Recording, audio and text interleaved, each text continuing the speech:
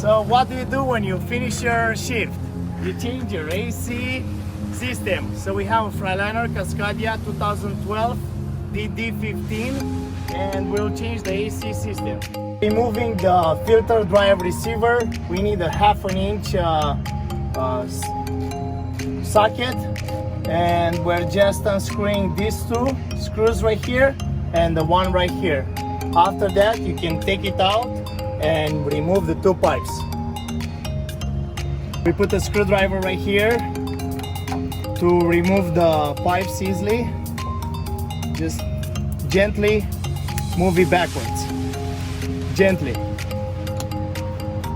Putting the air receiver driver in place, we will detension the belt. To do that with a 1 inch ratchet. So for doing that you have to find the place right here. It's a hole right here. Right here. Release the belt. And the belt is out. Before removing the compressor, remember to remove the pipes that connects to it. So with the 1/2 inch socket, you just remove it gently. Once removing the nut from here, you can gently pull straight forward the pipes, just like this. So you have them out now, and now you can continue taking the screws out from here. The new compressor, we are ready to screw them in.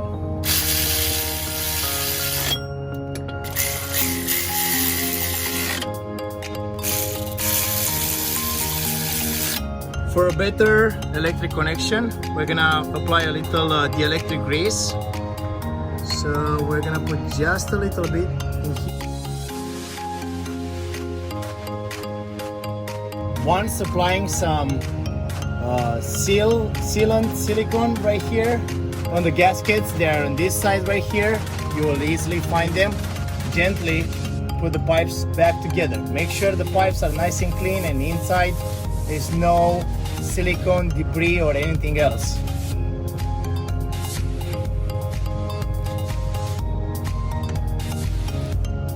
So now we will place the nut back in place, and we have the ratchet ready right here.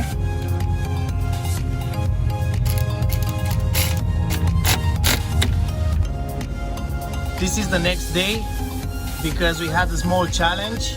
We have only 6 grooves right here in this wheel. As you can see, only 6 grooves, but the actual belt, it has 8 grooves. So what we did, we replaced the old wheel, which fits the belt that is on the engine right there, on the new compressor. So what we did is very simple. So this is the brand new wheel, but it's the old compressor that is not working anymore. So we took the old one and put it on the new one. It's looking just like this one. This one is brand new. That one was looking pretty good.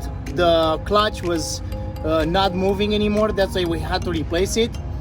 But to take it out, so this one comes in here and you have to press it down pretty hard. This is a safety pin. But once you press the wheel down, you'll be able to put it right here inside, and that way the wheel doesn't come out. And we use this tool. I bought it from Harbor Freight. It's really cheap, about $5, and it comes with different heads.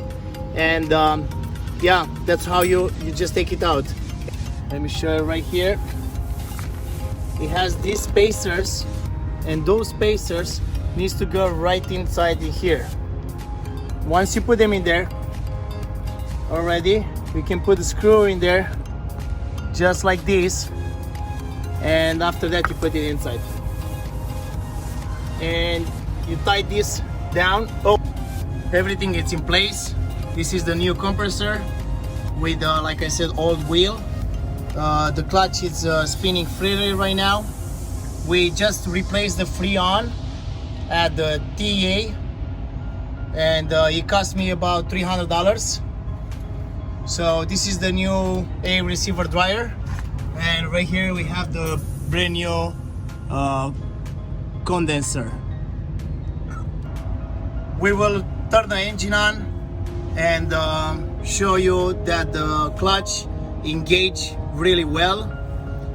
One more thing I want to mention, that we used inside of the clutch, we used the old spacers, because with the new spacers there's not much space in between the clutch and the wheel, and it was always spinning. But we put the old spacers and now it's working good. So let's see how it runs.